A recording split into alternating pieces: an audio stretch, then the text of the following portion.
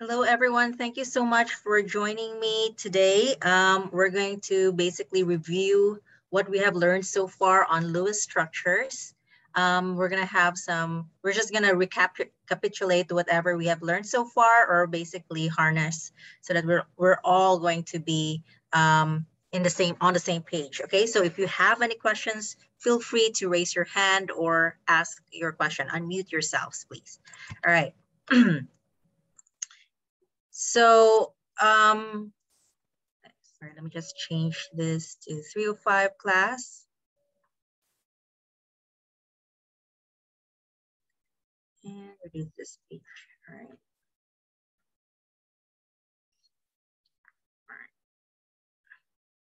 So for this exercise, we really rely more on how to, our periodic table, basically. So you might need to have that with you.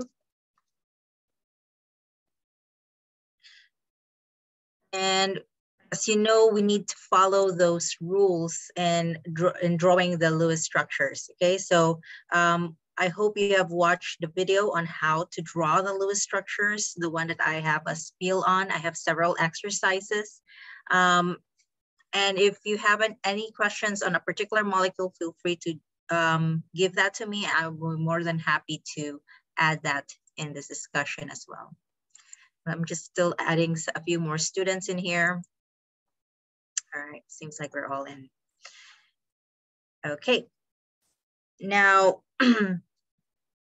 we're just gonna go with the fact that we're gonna assume that all of these atoms that are in the molecule will have an octet, but just know that not all of them follows the rules, right? We said that anything that is a smaller atom, like beryllium, boron, can actually have less than 8. So you don't have to have 8 in order for these atoms to be happy. We also said that if you are atom that belongs to group 3 and plus, so specifically these types of atoms, they can also expand, meaning to say they can hold more than 8 electrons in order to be electrostatically stable. So be very careful of these exceptions to the rule. And that's why we always follow, instead of the shortcut method, we always follow that really long method. Okay, so let's try to see if we can remember those by having some examples. And I believe this is one of your homework questions. So how about if you're going to do nitrogen monoxide? Okay, so first we always have to account for the number of electrons in the molecule. So nitrogen, it belongs to group 5, which means it also has 5 valence electron. And then if we count the oxygen, oxygen is in group 6, so it has 6 valence electrons. So we're just adding all the valence electron here. Now, if it is not a compound, but rather it is an ion that has a charge, if it is a negative charge, you have to add that electron in as well. Okay, so say for instance, if we have here, on top of my head, it's phosphide ion. Okay, so if we're going to account the number of valence electron, we're going to do that for phosphorus. Phosphorus belongs to group 5, so that's 5 electrons. There are 3 atoms of oxygen, all in group 6A, so that's 6. And don't forget that you have an extra 3 electron in there. So you have to add the 3 electrons, or if it's a negative charge. If it's a positive charge, then you subtract the electron. Like your ammonium, for instance. Ammonium ion has a net positive charge. So nitrogen here is 5 plus 4 hydrogen ions, each in group 1A. So it has 1 valence electron. And because of this positive 1 charge, you subtract 1 electron from that. Okay, so if we add that, that's 5 plus 4, that's 9, minus 1, that's 8 electrons for ammonium. For phosphide, that's 5 plus 18. Ooh, we could do the math. 8 plus 18, that will be, oh gosh, help us. I'm relying too much on the calculator now. So that's 26 electron. All right. So we need to account for all of these valence electron whenever we draw the Lewis structure. So going back to nitrogen monoxide here, we have 5 plus 6. Notice that it is not an even number. It already tells you that, it gives you an idea that that compound does not follow the octet. Okay, it's not an odd number. It's not an even number rather. So if we look at it, there's actually, if we divide it by 2 to count for the number of pairs, then it has 5 pairs, whether it be a bonding pair, it's being shared, or a non-bonding pair, meaning to say it's a lone pair. Okay, so 5.5 pairs. All right. So now I'm going to arrange this. I'm going to put nitrogen and oxygen here side by side. If you have more oxygen in there, you're going to want nitrogen to be in the middle. So the rule of thumb, when we're trying to distribute or start drawing the profile of your Lewis structure, you want to have the atoms that is the least in number to be in the middle. But a more accurate way of talking about it is usually when you have an atom that is less electronegative, and we're going to get to that in a next chapter. This is just a preview. What is electronegative? If we go to our formula sheet, there's a little tab here. There's a little diagram here at the bottom of our formula sheet. And look at these atoms. They're arranged with some numbers below it. Okay, so these numbers are referring to their electronegativity values.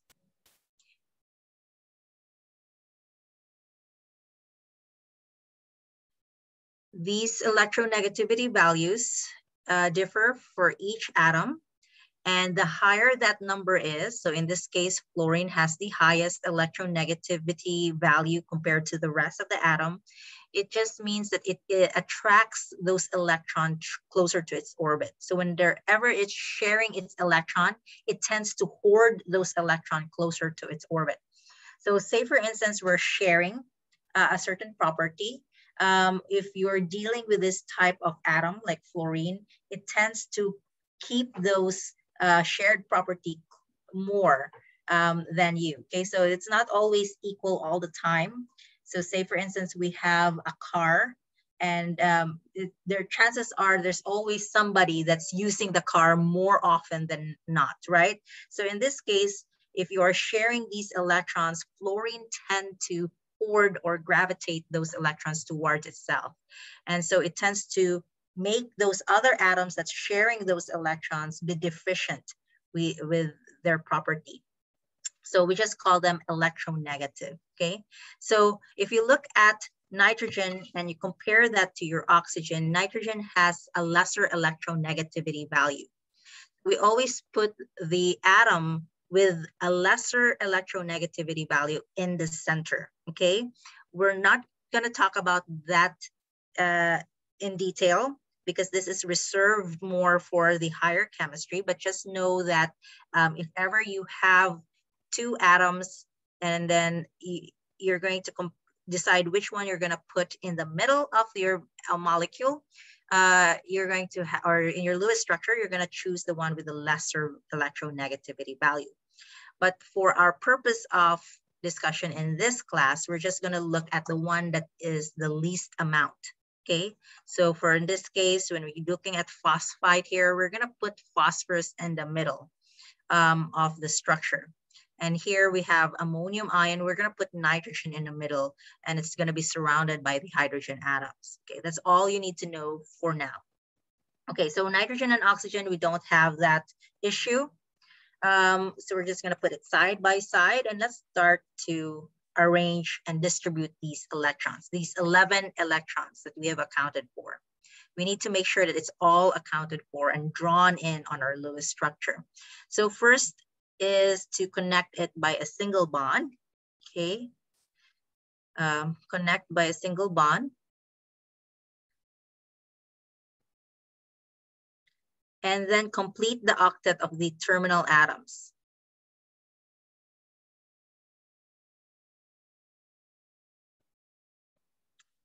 We only have one atom, terminal atom here that's connected to our nitrogen. If we remember, nitrogen is the least electronegative. Oxygen tends to hoard or is greedier than your nitrogen. So it's more, has a higher electronegativity value. So we're going to complete this as this oxygen definitely is our terminal atom. So we're going to complete its 8 electrons around it. We already have the 2 electrons from the bonding pair. So that each line here counts as 2 shared electrons, right? So we have, that's 1, 2, 3, 4, 5, 6, 7, 8. Okay, so we already, out of the 11 electrons that we have accounted for, we already have 8 electrons drawn in, which means to say that we have the remaining 3 electrons that we haven't accounted for. And so we're going to put the rest, if we have any extra, and if we have already completed the octet of the terminal atoms, we're going to put these extra electrons onto the central atom. And in this case, we're going to put it onto the nitrogen.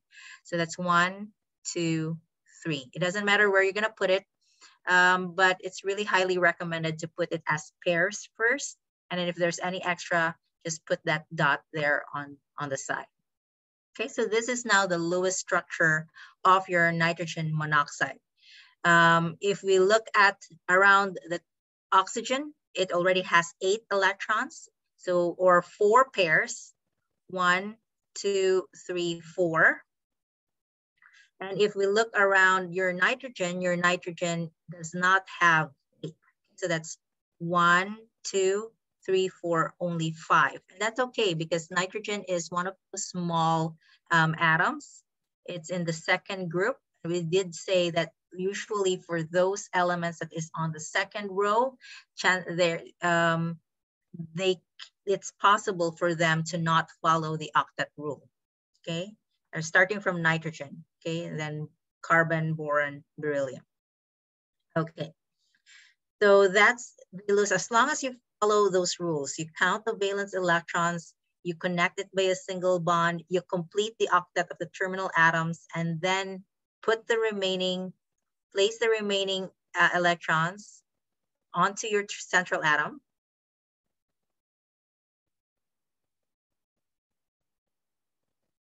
Then you should be fine. Okay, you should not worry and you should be okay. All right, so let's have another example. Let's say we have carbon monoxide. Carbon is in group 4, so it has 4 valence electrons. Oxygen is in group 6, so it has 6 valence electrons. So if we add them all up, we add it to 10 electrons. Or if we count them as pairs, and I do encourage you guys to count it as pairs, mainly because as your element has more and more electrons, or if your molecule has more and more atoms, you're going to be dealing with a lot of electrons. So you can count them as pairs. So you divide it by 2. So I'm looking for 5 pairs. May it be an electrons that are being shared or bonded electrons, or may it be electrons that are not shared or not participating in the sharing. So just like this, or what we call as the lone pair electrons. Okay, so we need to figure out the 5 pairs of electrons here. Let's first connect it by a single bond. Okay, so that's 1 pair. And then let's complete the octet of oxygen. So that's 2, 3, 4, and put the remaining on carbon. Okay, so that could be 1 Lewis structure right there. The final step is to check whether this is a Lewis structure that is stable or not. Okay, so if we go around oxygen has 8 electrons. If we look around carbon only has 4 valence electrons. Now, that's one possible Lewis structure. Okay, and if you just leave it at that, then I'm going to consider that. But let's take a look about if you do proceed to a higher chemistry, then you're going to figure out and try to fulfill the octet around your carbon. Okay, so if you do that, we're going to show that there's actually 3 bonds right here. If we look at oxygen, oxygen has 8 electrons or 4 pairs. And if we look at around carbon, carbon has 8 electrons as well, or 4 pairs. So if you end up with this, either of these structures, I'm going to consider it as correct. Okay. And that's just for us. Okay. In the assignment, you may be asked to draw the structure, so I would recommend that you draw it where it has a triple bond. Okay. Some students would go the other route, wherein they would try to YouTube the method of how to draw the Lewis structure. And in some cases, or some methods, the way they do it is that they said, like, make sure that the electrons here are sharing the atoms that are participating in the molecule are sharing 1 electrons each, right? That's not usually the case. So let me see if I can find an example here.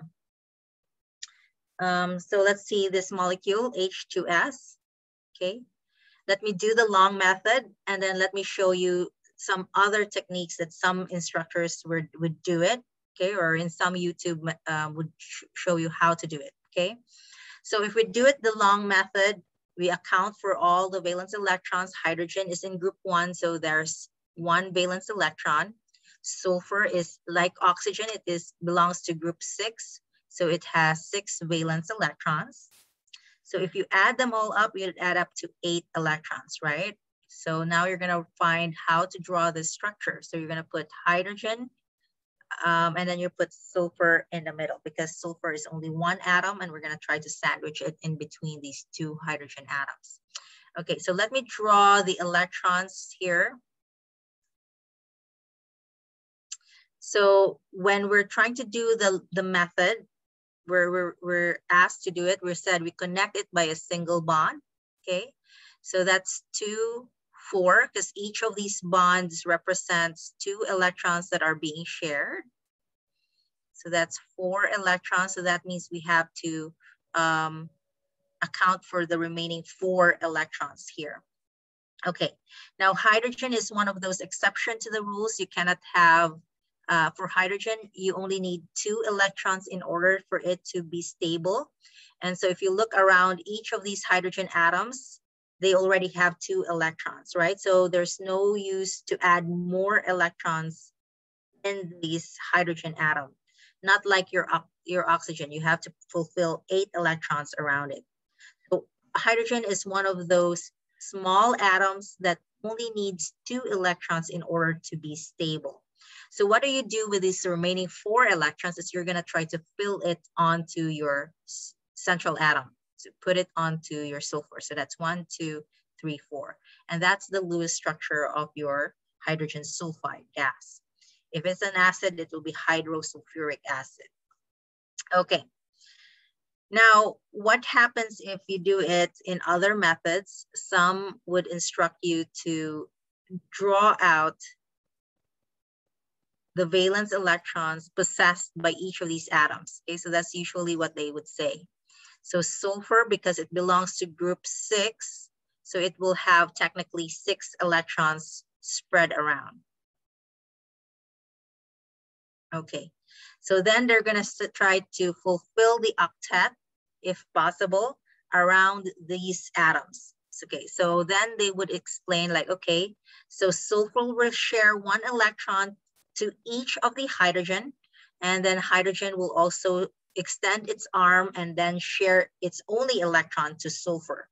And if you do that, you're gonna create a bond, and if you count around sulfur, you're gonna have 8 electrons, 6 from its original electrons, valence electrons, plus the 2 other electrons that is borrowed or loaned from the 2 hydrogen atoms. So if you add them all together, 6 plus 2 makes 8, okay? If you look around hydrogen atoms, hydrogen has 2 electrons, 1 from its original possession, plus the other electron that is possessed by sulfur or loaned from sulfur, okay? So then everybody is happy. And that's usually how some YouTube creators would, or instructors would teach you how to do the Lewis structure. And I would agree to this to a certain extent. You have to be careful when you're doing this, okay, where you just draw a line and to make sure that it has an octet. The only way for this, that this occurs is because this actually follows the octet, okay? So sulfur follows the octet in this particular molecule. This doesn't work all the time in other molecules. So let's take a look at this carbon for carbon monoxide, for instance. Okay, so we established and we said that this right here,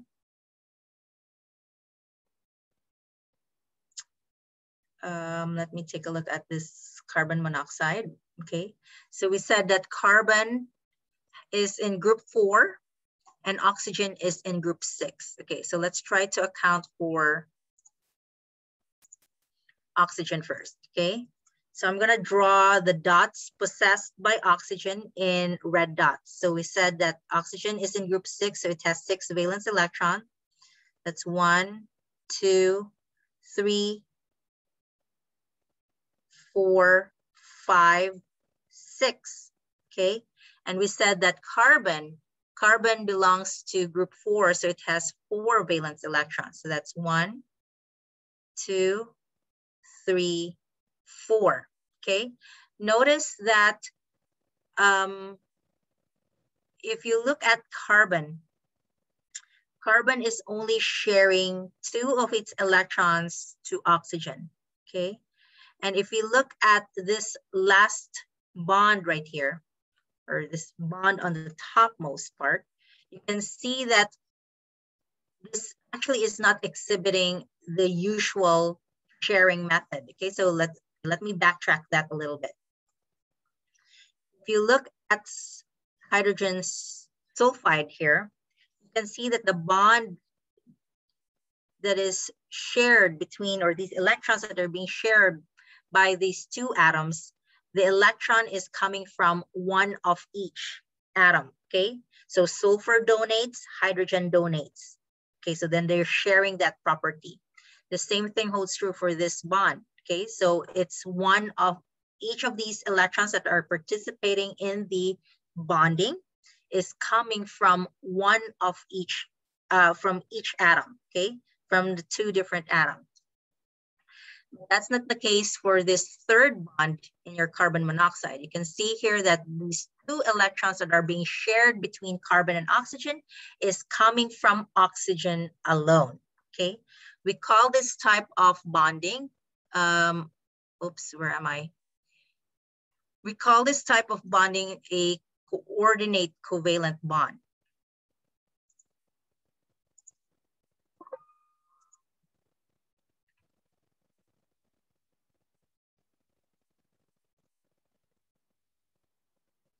Coordinate covalent bond.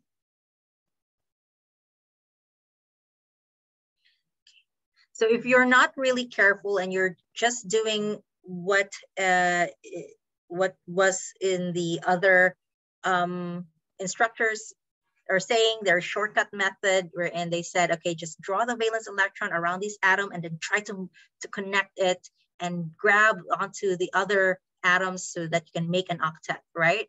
So that's actually, be very careful with that. That's actually very dangerous if you're going to do that, because not all the times the bonds that are being shared or the electrons that are being shared between these 2 atoms are coming from one of each, or from the 2 different, or from the 2 atoms.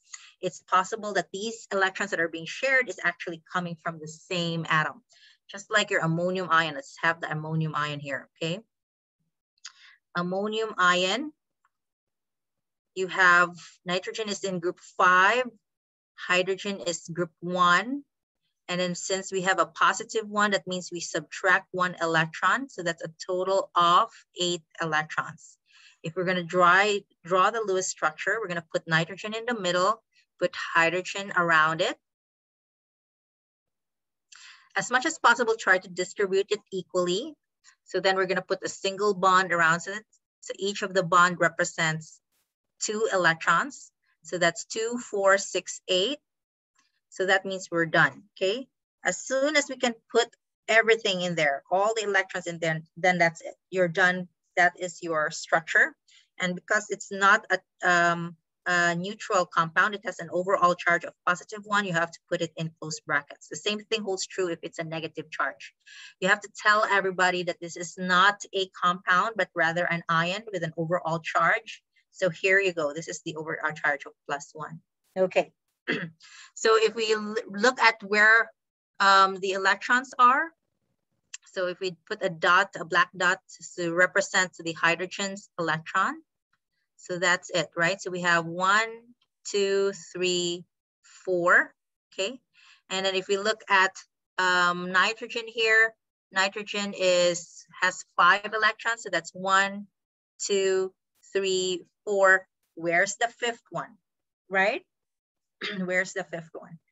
So be very careful when you're doing that, when you're gonna put 5 electron. So in actuality, actually here, your 5 electron, if you just want to know what's going on, and I don't mean to confuse you any longer, anymore, then it's already confusing. Just know here that this right here is actually a covalent bond, okay, between nitrogen and one of the hydrogen atoms. If you notice, it's a positive charge, which means to say that this hydrogen actually is not a typical hydrogen. It's already a hydrogen atom whose electron is already been removed in the first place. And so when it seeks this compound, it actually attaches to nitrogen and borrows 2 of its electrons from nitrogen in order for it to be happy, okay? So this is just beyond your scope. We're just gonna follow on this one, saying that this is how we're gonna do the Lewis structure, okay? Just make sure that you account all the valence electron and then try to put them and arrange it in there. Make sure that the octet of the terminal atom is complete before, if there's any extra, put it on the central atom. That should be fine. You should not be confused with anything here, okay? I also want to highlight here that if you are an atom that is belonging to the 3rd row and beyond, okay, especially these types right here, these atoms can expand. So that means to say they can hold more than 8 electrons. So be very, very careful when you're dealing with these types, okay? So I'll give you an example.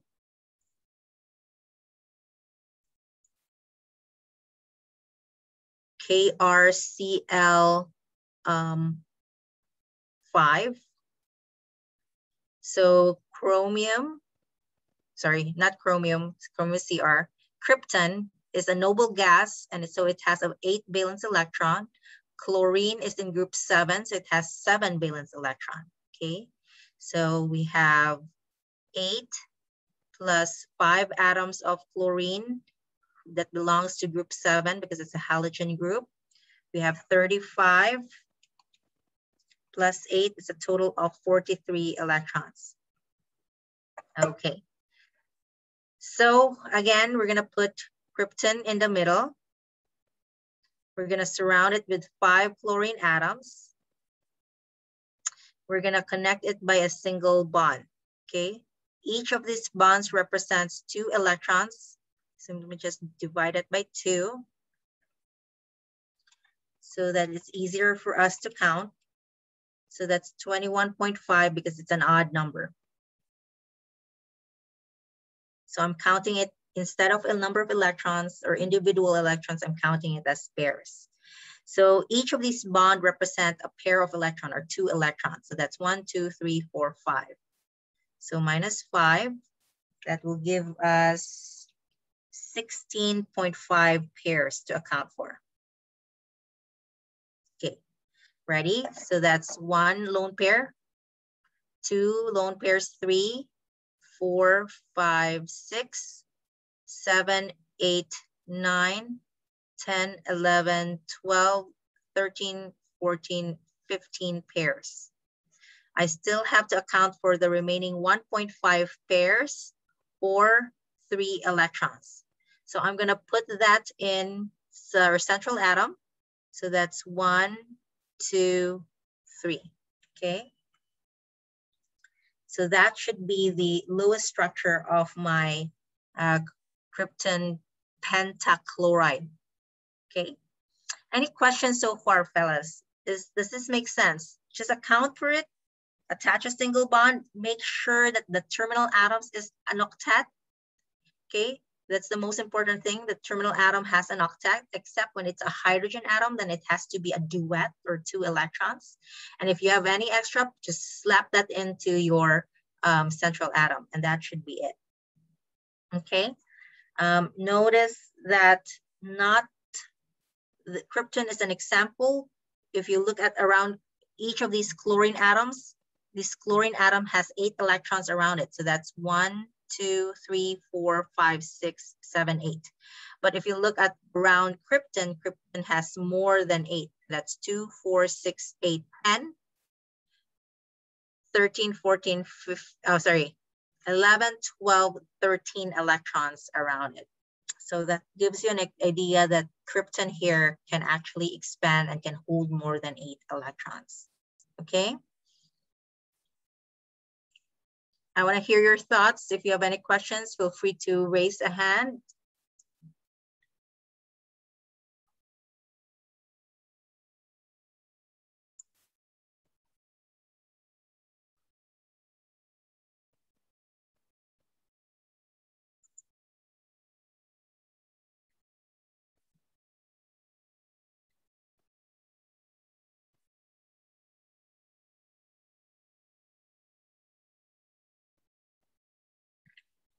Selenium dioxide. I'm doing one more. Yes, chat. Is there a maximum number of electrons that they can hold? They can hold from 10 to 12 for these types of atoms. They can go from 8 all the way to 12. Okay. So selenium dioxide, selenium is in group 6A. So that is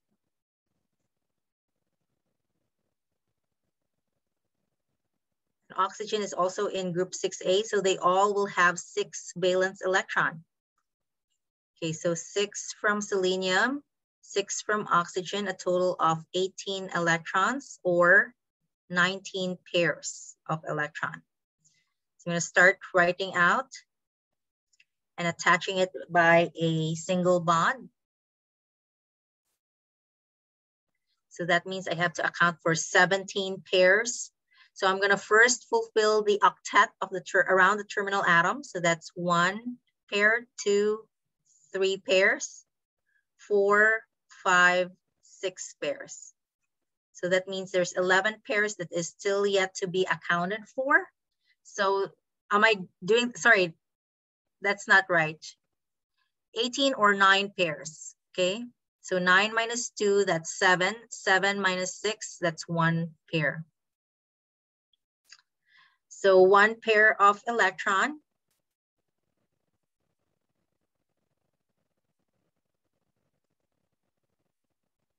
I'm going to put that around the central atom. Any extra, put that on the central atom.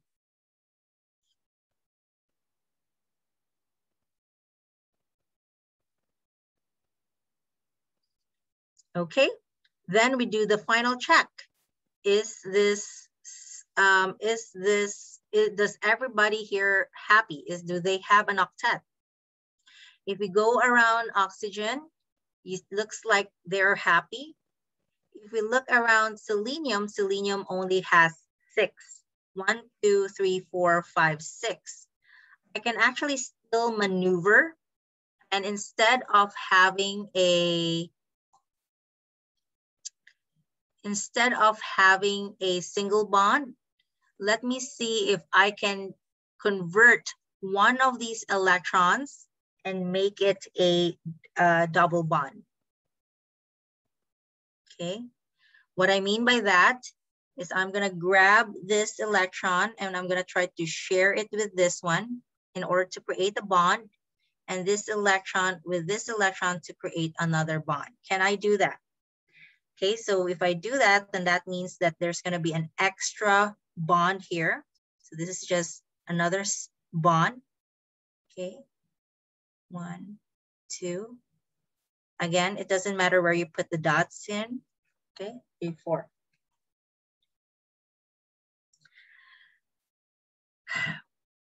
Or in other words, can I do this and still keep the number of electrons in there, still have 9 pairs of electrons or 18 electrons in there? So let's see. We have 1, 2, 3, 4, 5, 6, 7, 8. We need to have 9 pairs of electrons. Do you see that? 1, 2, 3, 4, 5, 6, 7, 8. Only 8 pairs. So we have 2 here, another 2, and we have 1 lone pair, one lone pair, a total of 2. 1 lone pair plus 1 lone pair, another 2. If you add all of that, 2, 4, 6, 8, that's 8 pairs. Okay, so that means something's wrong. That's not the Lewis structure. So that means this is the Lewis structure of your selenium dioxide. So that's Se. Sorry, put a double bond in there, but it's actually a single bond.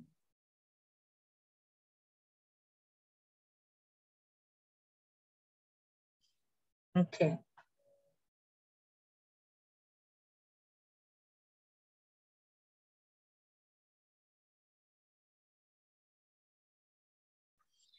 So chances are I might, if it's a multiple choice, I might present to you 2 of these structures. Okay, it could be in one of these 2 could be in the choices. And then you're gonna have to figure out which is the Lewis structure of your SeO2 molecule, right? So then you're gonna do the accounting. So you're gonna count the number of valence electrons. So that's how you figure out that there should be 9 pairs of electrons. And then you're gonna count for this molecule, there's 9. 1, 2, 3, 4, 5, 6, 7 lone pairs plus 2 bonding pairs, or those that are participating in the sharing, total of 9 pairs. But if you look at this molecule right here, Se, it may look like it has the Lewis structure that each of these atoms has 8 electrons. And they're happy. But if you count the number of pairs, 1, 2, 3, 4 lone pairs and 4 bonding pairs, they only have 8 pairs, okay, which does not add up to our accounting.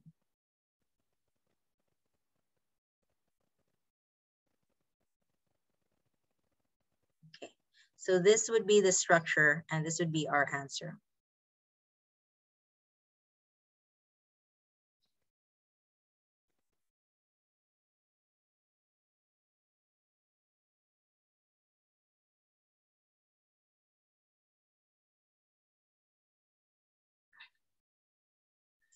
Easy enough, right? Now, there are molecules that are made up of simply carbons and hydrogens and oxygens.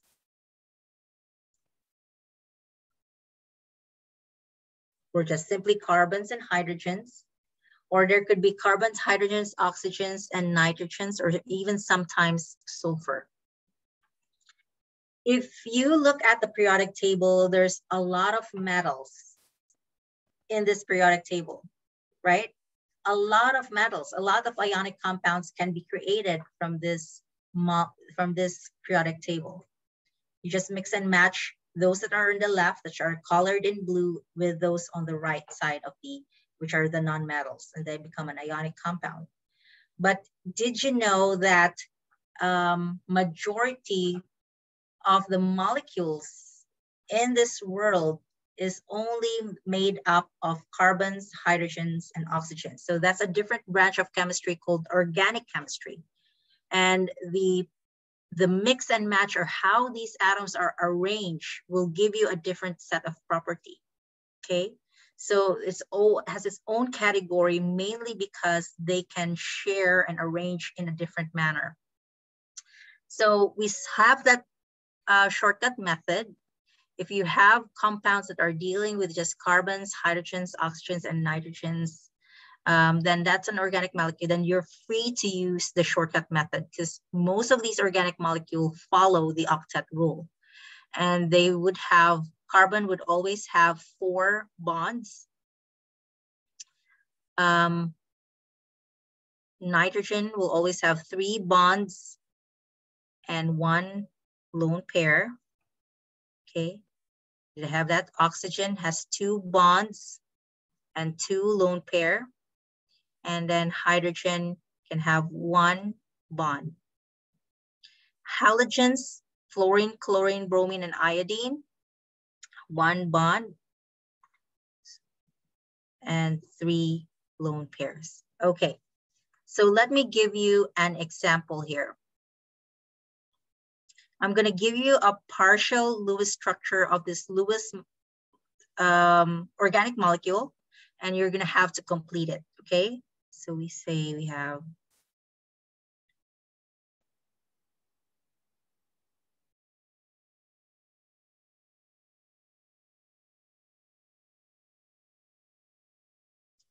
okay.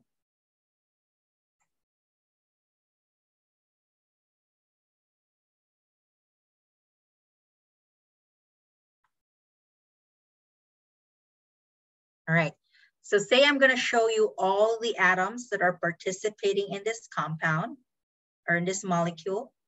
Then you have to complete the missing lone pairs and the missing bonds, okay? So let's have a different color. I want you to jot this down. See how this is a really big molecule. Organic molecules can be a really big molecule, okay? And so it's hard to do the Lewis structure by just relying on the accounting of the valence electron, because then it gets complicated. And so we just follow this shortcut method, okay, where we rely on this, where carbon has 4 bonds, nitrogen has no lone pairs, nitrogen has 3 bonds, oxygen has 2 bonds, and any halogen group has 1 bond.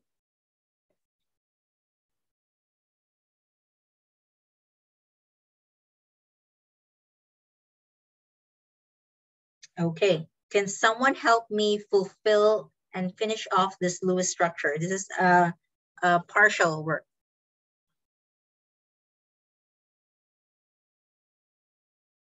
And then I'm gonna label the numbers for each of these atoms, okay? So carbon, to differentiate this carbon from this neighboring carbon, I'm gonna put it as carbon 1, carbon 2, carbon 3, oxygen 1, oxygen 2, nitrogen 1.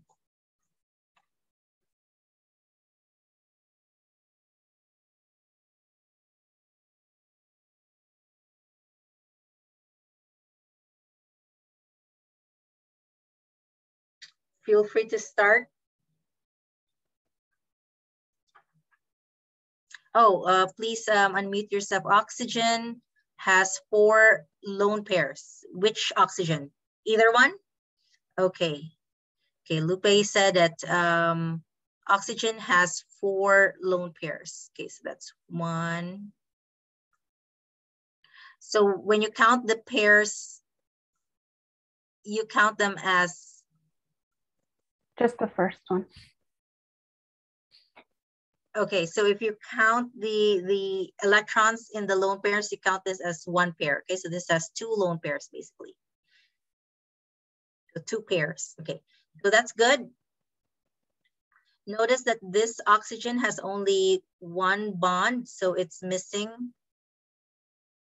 another bond because we said that there's 2 bonds and 2 lone pairs.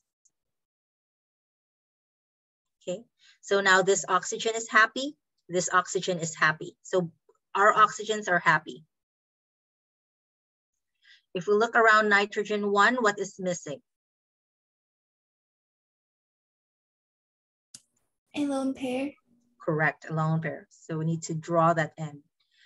If we look at all our hydrogen atoms tend to be dangling out of our organic molecule, right? And that's very normal. Hydrogen tends to be the terminal atoms because it only can have 1 bond. So it usually just attaches itself around those molecules. So all of these hydrogen atoms are happy, okay? Okay, so now we have checked all of our nitrogen, all of our hydrogen, they're fine. Now let's take a look at our carbons, shall we? Let's take a look at this first carbon. It's missing 1 bond, right? Where should be the bond be placed?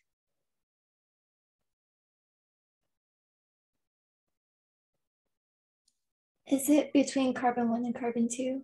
Correct. If I put it between carbon 1 and one of the hydrogen, then that's not going to make your hydrogen happy, right? Because hydrogen can only have one bond. We cannot have that. We have to place it in between carbons 1 and 2. Correct. So then that would affect carbon 2. And let's see, carbon 2 is now happy. So now we move on, right? So if you look at carbon 3 is happy by putting this bond here between oxygen 1 and carbon 3. That makes carbon 3 happy as well. So this is the Lewis structure of your molecule. Notice how complicated it is, but that's usual for organic molecules because carbon is a covalent, is a nonmetal, mostly, and it tends to share its electron. It tends to give you covalent compounds.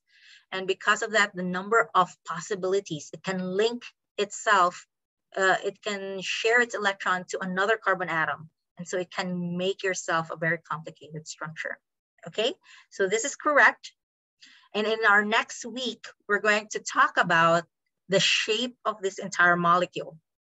Okay, this is a type of amide. Okay, and if you know, amides are usually, example of amides are, they're usually used as base. Okay, all right, so you don't have to worry about that. That's Chem 306, it's organic. You're gonna have to learn about that. But this is the prelude to organic chemistry. You're gonna learn on your first 2 weeks, you're gonna learn how to write the Lewis structure of organic molecules. Now, when you're trying to look at the shape of the molecule, you have to look at the central atom. And a molecule can have more than one central atom. So if we go to our previous examples, okay, like selenium dioxide, we only have one central atom, this atom that is found in the middle. And these oxygens are on the terminal atoms. They're attached to your center, okay? If we look at some of our examples here, nitrogen, there's only one central atom. Okay, krypton, that's only one central atom. But for organic molecules, you can have more than one central atom. So I'm gonna show it to you guys. Look at this carbon, it's a central atom because your hydrogen is attached to it. This is also a central atom because there's something that's dangled or attached to it. This carbon 3 is also a central atom because there's other atoms attached to it. Oxygen here cannot be a central atom because it is attached to carbon 3 and there's no other atoms attached to it. So it's considered a terminal atom, just like your hydrogen atoms in here. So oxygen is also a central atom because your carbon and nitrogen are attached to it. So notice that for this molecule, you'll have 5 central atom, and each of these central atom will give you some shape. Okay, so they're going to have a certain shape, which you will learn next meeting or next week. And because of that, it will give you an overall shape or overview of the entire molecule. And we're not going to talk about that. We're going to talk about that next week.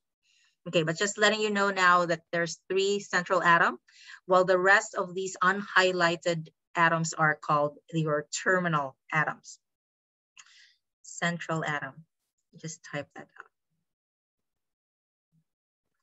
And so when I have this test, I'm gonna ask you, what is the shape around central atom C1? What is the shape around this atom right here? What is the shape around this atom, this, and this? Okay, so you're gonna have to figure out 5 shapes for each of these central atoms. Okay, now I could write it this way, this molecule this way, or I could write it using the molecular formula. Molecular formula is just basically like your chemical formula wherein you combine all the carbons and hydrogen and oxygen together. So here there's 1, 2, 3 carbons. There's how many hydrogens? 1, 2, 3, 4, 5. There's 1 or 2 oxygen rather, and there's 1 nitrogen.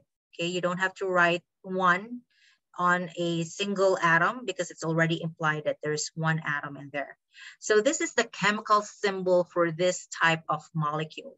Okay, notice that there's a lot of there. And usually it's in the order of CHONS, P, if there's a P. Okay, so that's how you write the molecular formula. Just add all of the carbons together. Wouldn't it be so hard if I'm gonna give you a molecular formula and I'm gonna ask you to draw the Lewis structure of that compound, right? It's gonna be so hard to figure out how they are gonna be connected. I'm not gonna do that to you. Instead, I'm gonna give you a partial work and you're just gonna have to fill in those bonds and missing lone pairs. Another thing that I could write, there's another way also for writing this type of molecule, and it's called the condensed formula. By the way, this is the Lewis structure. So if I'm gonna say, draw the Lewis, or what is the correct Lewis structure of this molecule that has a molecular formula of C3H5O2N, and you're gonna draw me this, okay? So this is another way of drawing an organic molecule. Another way of drawing the organic molecule is through condensed formula. By the word itself, condense, we are condensing each of this segment. Usually organic molecules has a carbon backbone. As you can see here, we have carbon connected to the carbon. So the way condensed formula work is I'm just gonna condense all the atoms that are connected to that carbon, okay? So if I have carbon 1 here, around carbon 1, the neighboring atoms is hydrogen. So we have 2 hydrogen atoms. Around carbon 2, there's only 1 hydrogen atom. Okay. Around carbon 3, there are 2 oxygen atoms. And around carbon, the next carbon, there's 1 nitrogen. And around nitrogen, there's 2 hydrogen atoms. Okay. Chances are this is connected to this, and that is connected, so on and so forth. Okay. I could so if I'm gonna give you this, then it's much easier to go from condensed formula to Lewis structure. So let me give you some example.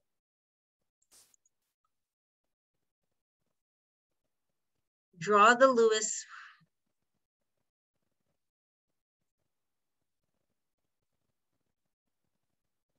of a compound that has this molecular formula. CH3COOH, and you can see this. You probably have seen this before, but it's just written out differently. It's probably written out as HCH3COO, okay? Or you could probably have seen this as HC2H3O2. This is your acetic acid, or basically your vinegar, component of your vinegar, okay? So let's try to draw the Lewis structure of CH3COOH. Okay, let's begin. We said that carbon and carbon in an organic molecule, they are usually carbons and carbons, that's usually the backbone, okay? So this hydrogen is dangling from this first carbon, and this oxygen is more likely dangling from this second carbon. So let's try to do that. Carbon with 3 hydrogen atoms connected to the second carbon, which is connected to 2 oxygen atoms. And this hydrogen is farther away from the carbon, so that implies that it's nowhere connected to carbon, but rather it's connected to this oxygen right here. Okay, CH3COOH. So now we have a partial Lewis structure. The next step is to complete the bonds and the lone pairs. Around carbon 1, we already have 4 bonds. So that means this carbon is happy. Around this carbon, it's not happy, it only has 3 bonds. So then we're gonna have to figure out where is the 4th bond. Aha, it has to be in this oxygen right here, because oxygen has to have 2 bonds and 2 lone pairs. If I put this 4th bond in this oxygen on the right, you can't have 3 bonds around oxygen, right? So that's not, it has to be up here.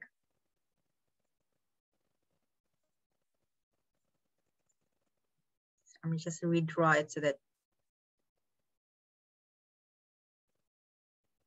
All right, so now around this carbon, it has 4 bonds. Okay, it's happy.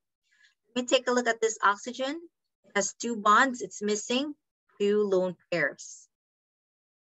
Let me take a look at this oxygen. It already has 2 bonds, so it's missing 2 lone pairs as well. Okay, all right. Is this correct? That should be correct, okay?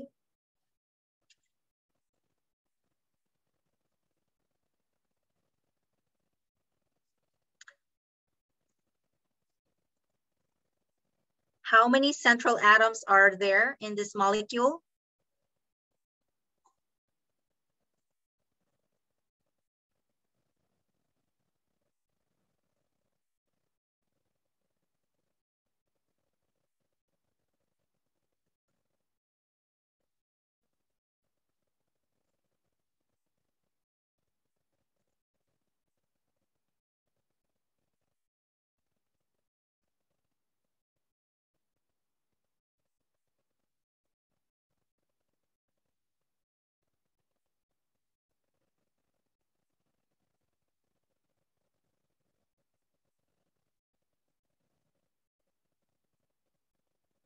Anybody take a guess?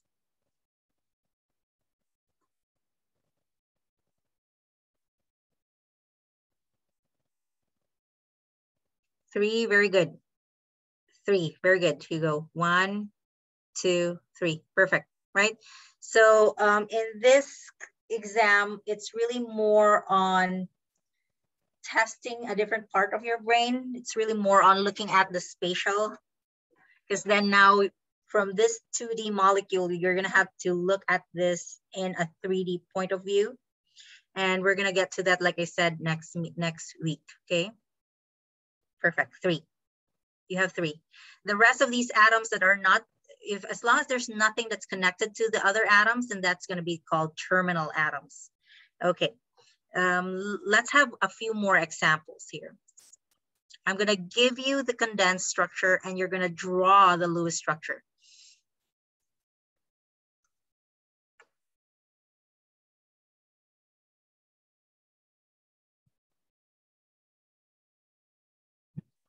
Oh gosh.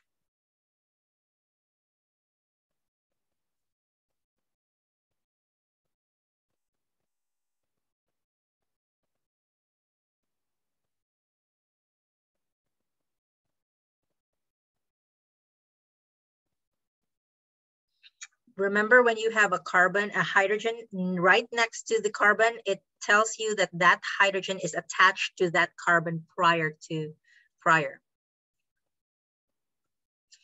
Okay, so this hydrogen is attached to this carbon. This hydrogen is attached to this carbon. This hydrogen is attached to that carbon right there.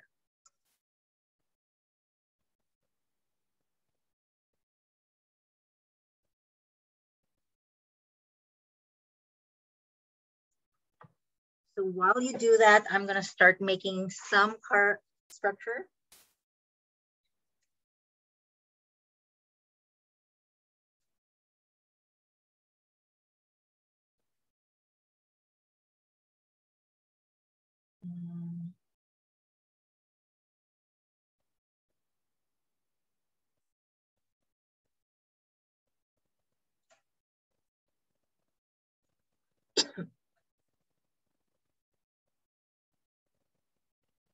Okay.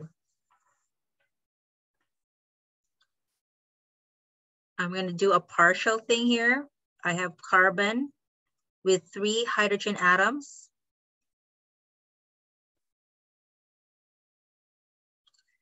This oxygen is far, but it implies that it's actually connected to this carbon right here, okay?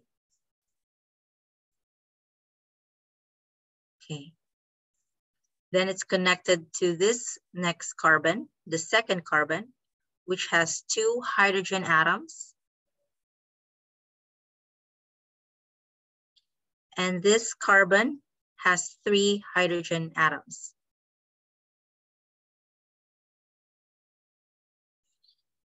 We have 4 central atoms, 3 of which is a carbon. And we're gonna figure out whether they're already, their bonds and their lone pairs are already shown. If not, we're gonna have to fill in the missing bonds and fill in the missing lone pairs. Okay, around carbon 1, you have 4 bonds that are shown, so it's already happy. Around the central atom, 2 bonds, so that means it's missing 2 lone pairs because oxygen needs to have 2 lone pairs. Around this third central atom, 4 of its bonds are already shown. And around this last central atom, 4 of its bonds are already shown. So this is the Lewis structure of the molecule.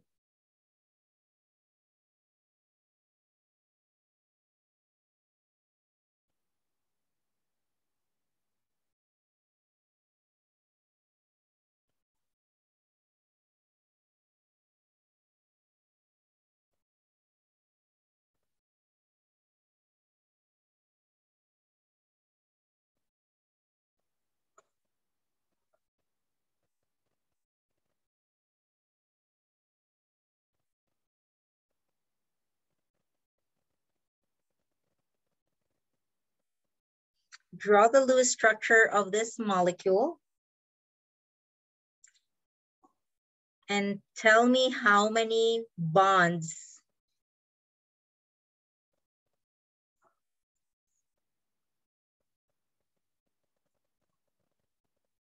and how many lone pairs in total are present in this molecule.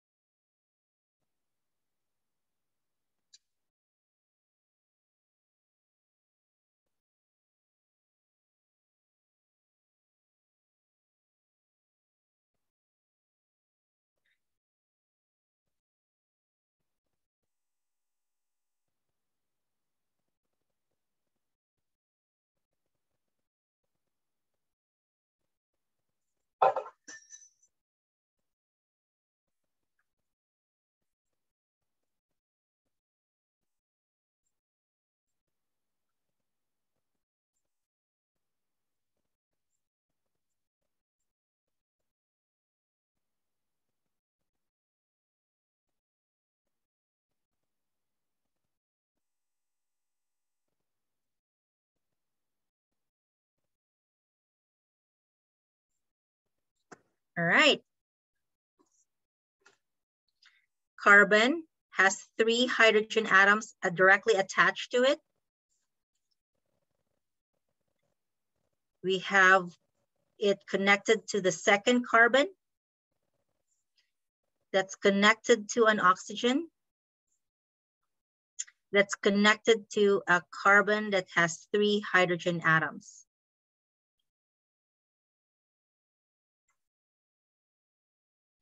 Okay, if we look at carbon for the first central atom, 4 bonds are already shown. If we look around the second carbon, only 3 bonds are shown, which means that we're missing 1 bond. We cannot put it here because then that would make this 5. We cannot put it down here because then that would make it 5 as well. And carbon only needs 4 bonds. So that means we need to put it on the right next to oxygen.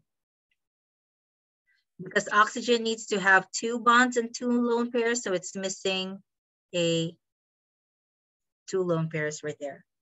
So if we count the number of lone pair, that's 1, 2. If we count the number of bonds,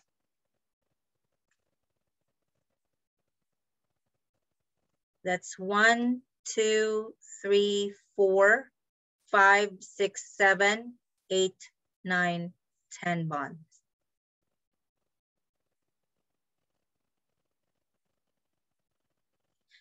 Total of 12 pairs or 24 electrons. If we look at the molecular formula of this compound, that's C3H6O, by counting all the carbon atoms, all the hydrogen atoms, and all the oxygen atoms.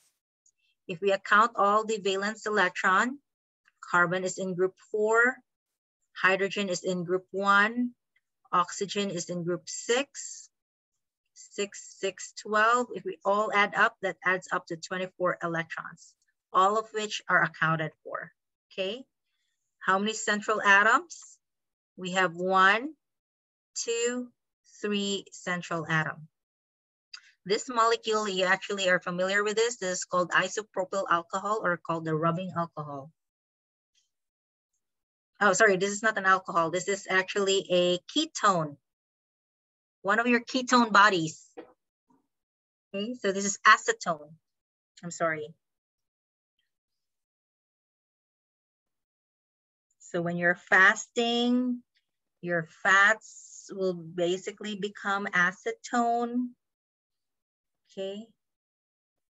If you are not fasting, it's just you're diabetic. So sometimes you can, if you're a nurse, you can smell some acetone breath from your diabetic patient. That's because they have converted some of their organic molecules to acetone. It's broken down into that. It's a ketone body. Okay. All right. So they have undergone ketosis, basically. All right. Is this clear, fellas? Do you need a few more examples? This is actually much more fun, right? For we're dealing with organic molecules. Once you just get the hang of it, once you know the shortcut, it's actually not that bad.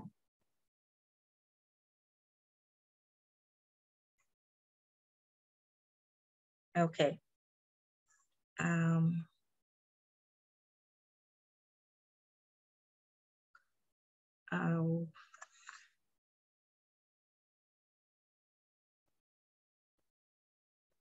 Okay, let's try something else.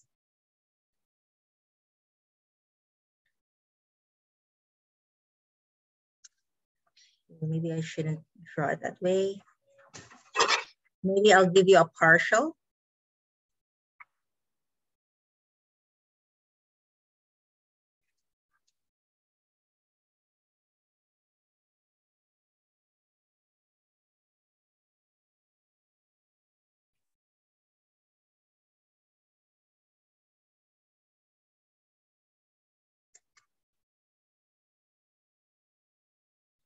Okay, then we have this. Oh, then we have a N.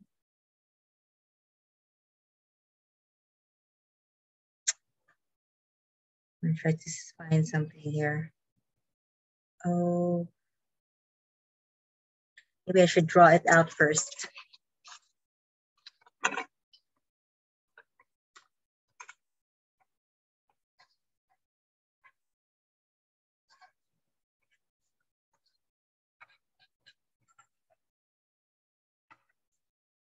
Okie dokie.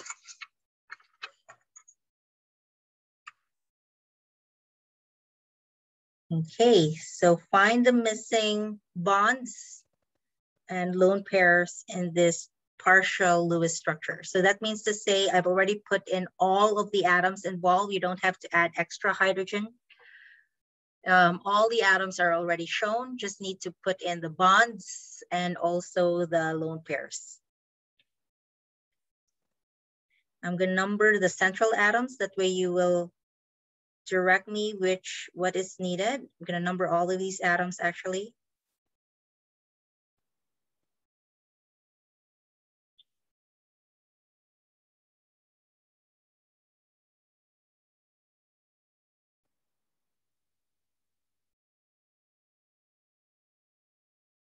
Oops, I'm missing something, sorry. Hold up.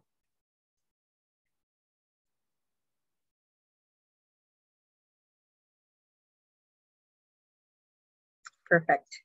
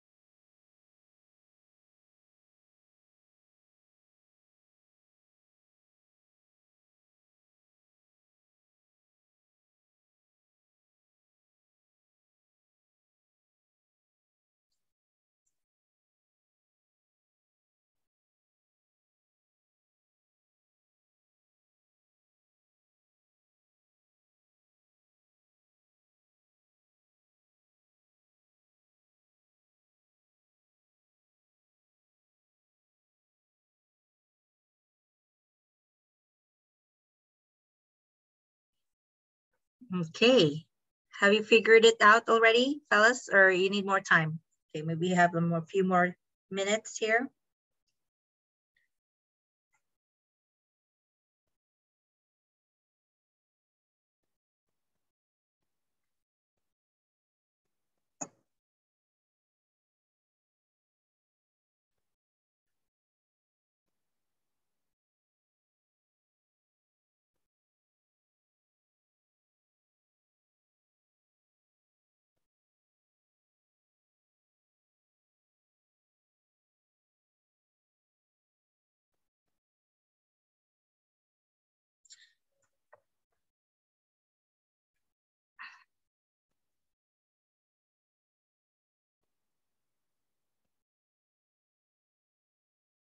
If you have any question, feel free to reach out to me. Like I said, this is a safe place. There's really no such thing as a wrong question. We just need to make sure that everybody understands what this is about. Okay.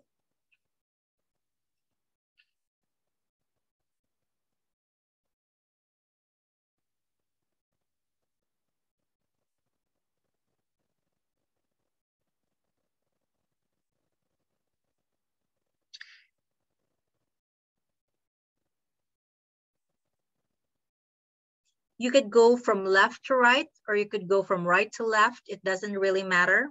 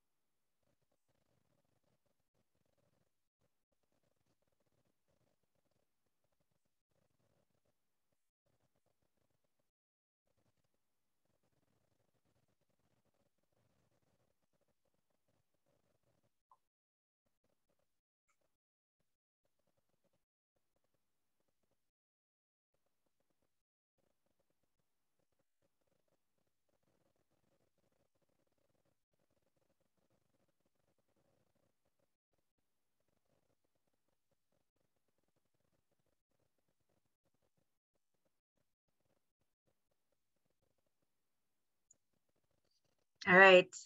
So I have to ask, so what is missing around the first carbon?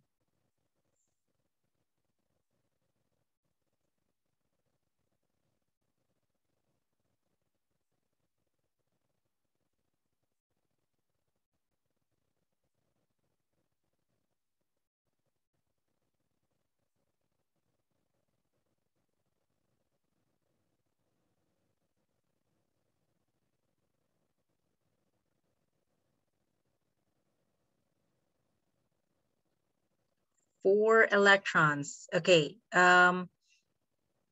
that's correct. 4 electrons, okay? Or right now, we're looking at it by pairs, right? So we need to have 8 electrons around an atom.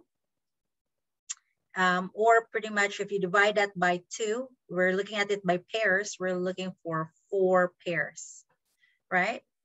So 4 pairs, okay. Now, 2 pairs are already shown, so that means we're missing 2 other pairs. Remember our rule in our shortcut, carb for carbon.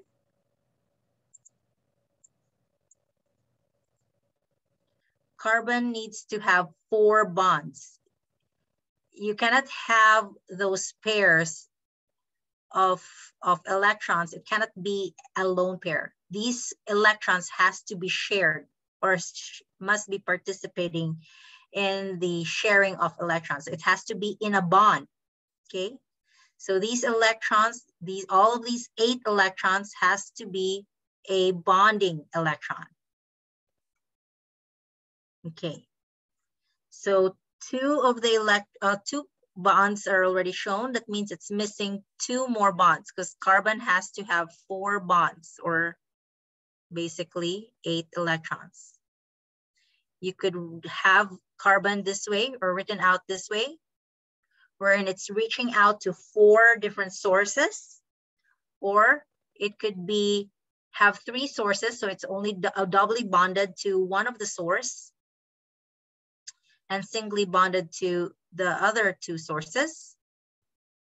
Or it could be doubly bonded to 2 sources, or it could be triply bonded to one of the source and singly bonded to the other.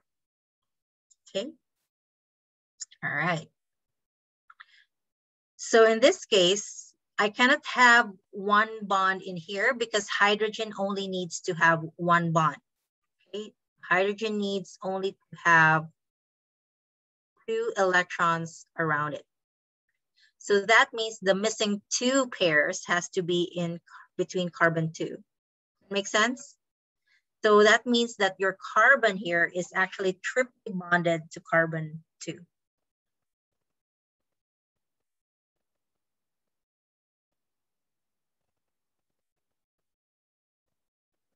In order to have 8 electrons. Any questions so far? Does it make sense? Is it making sense to you? You cannot have a lone pair around carbon, okay? It's a no-no. So you can either have carbon written out this way, or doubly bonded, or triply bonded, or doubly bonded like this, okay? As long as you show 4 bonds. Okay, perfect. So now that we know that, then let's move on to the second carbon. It has 4 bonds already, so that means it's happy. If we look at carbon 3, it has 3 bonds, so that means it's missing another bond. I cannot put prior to that because then that would make this 5 bonds, right? So you have to keep moving forward, okay, not backward. If I put my 4th bond in here, if you look at oxygen, oxygen has 3 bonds already. So I cannot put it to the right, but instead I'm gonna put the 4th bond up here, the oxygen on the top. Oxygen can only have 2 bonds and 2 lone pairs, okay? So it's missing 2 lone pairs in here, okay? Now I'm gonna move on to the 4th central atom. It's missing 2 bonds, 2 lone pairs, rather. If I look at this central atom, it's missing 2 bonds because 2 is already shown. I cannot again put the bond in here because then that would affect this accounting. So I'm gonna move to the right. So that means there's 2 bonds that are missing around carbon and nitrogen. Okay. Lastly, for nitrogen, nitrogen needs to have 3 bonds and 1 lone pair. If you take a look at nitrogen, nitrogen has 2, 4, 6 electrons. So then it's missing the other 2 right here to make it 8.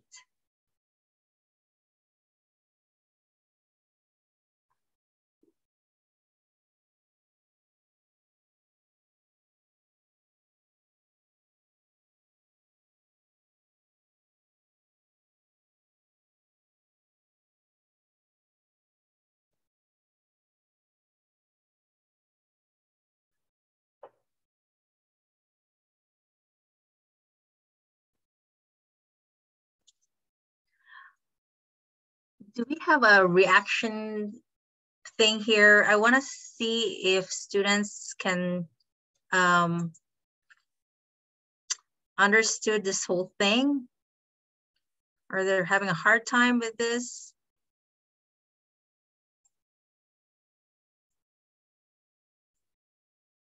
Okay, let me just write out the formula. Okay, carbon needs to have 4 bonds and no lone pairs.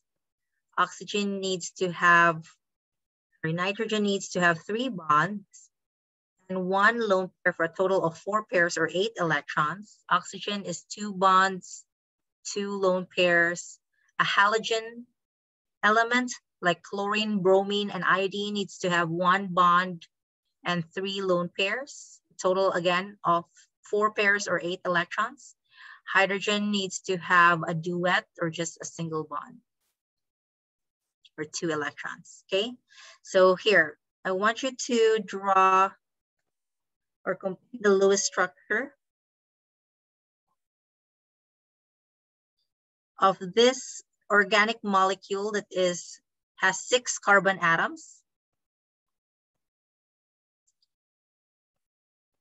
and has hydrogen atom, each having a hydrogen atom attached. Okay.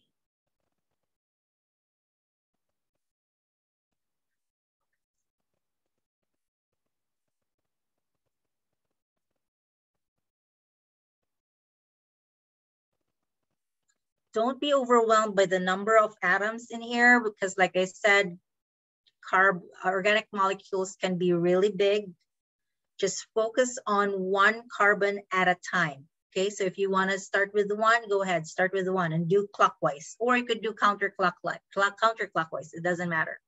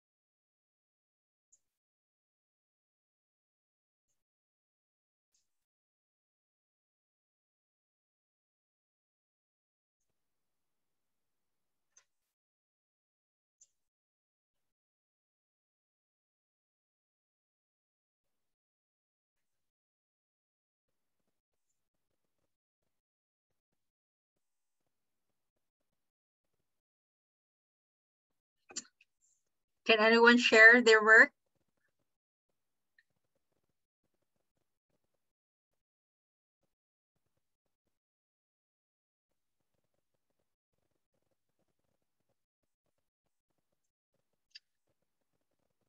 All right, thank you.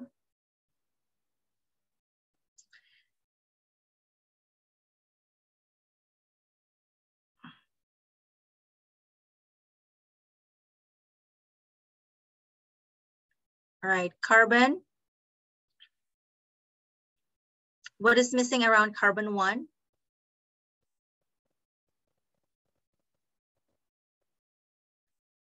So first off, what can be seen around carbon 1? So we see 3 bonds.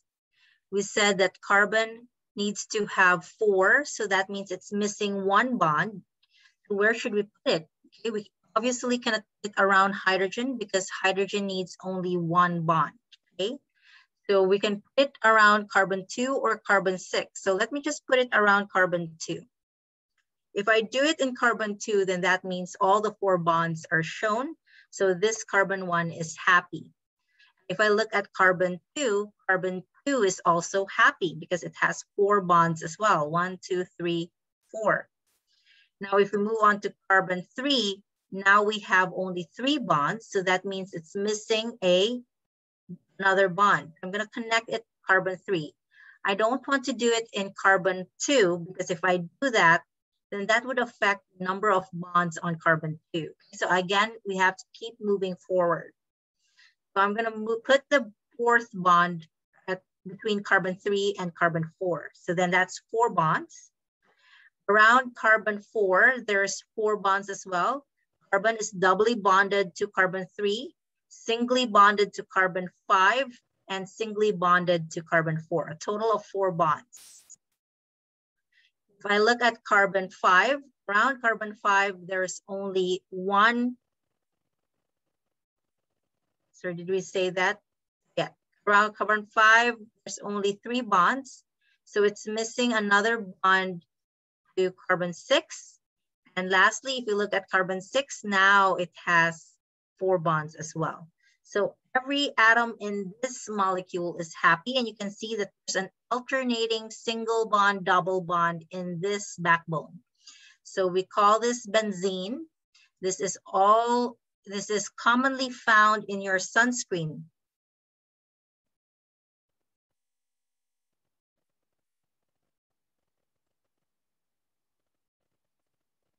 Okay, hydrogen atoms on each carbon atom. And then there's a alternating single bonds, double bond, single bond. Okay.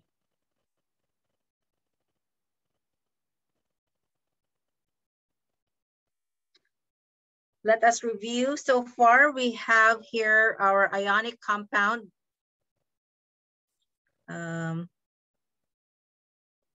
Sorry, magnesium. We have calcium chloride.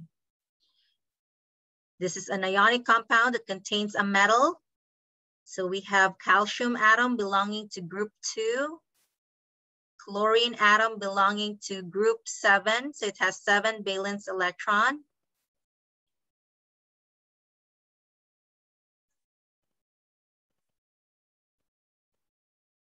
If you're going to draw the Lewis structure of an organic molecule, you're going to have to distribute this electron and give it away completely. Okay, so now this is transferred over here. This electron here is going to be transferred over so that it's now completely in possession to the chlorine. So you're stripping the electrons away from your metal. Now your metal no longer has the 2 electrons, so it has a 2+ charge. If you look at chlorine, because it's accepting the red electrons from your calcium, it now gains an electron, right? So it has a negative charge. So this is how you draw the Lewis structure of your ionic compound. Okay. If it's a polar covalent compound, BCl5, for instance, you account for all the electrons, the valence electrons. Phosphorus is in group 5. Chlorine has 7 valence electrons, so that's 35 plus 5, a total of 42 electrons. You put phosphorus in the middle, chlorine as terminal atoms.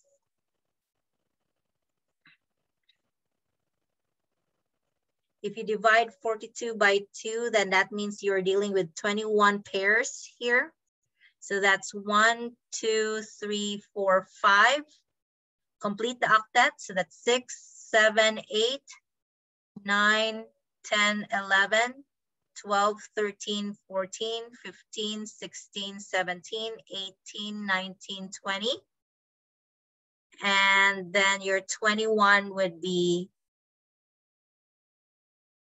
21 pairs, a lone pair around phosphorus.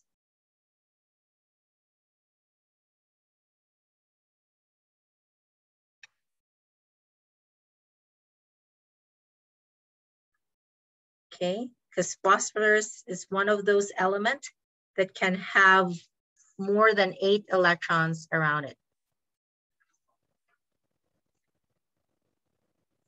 When we're dealing with organic molecules, molecules that can have more than 1 carbons and has lots of hydrogens or oxygens in there, then we can definitely feel free to use the shortcut method, because then it's a little bit more complicated to do an accounting of valence electrons and figuring out how they're being arranged, okay? All right. That's all for now. And if you have any questions, please feel free to ask me. If you don't know what we're doing here, please raise that issue now, okay? So that we can go over it and then hopefully it will click to you. All right, fellas, I'm gonna stop my recording.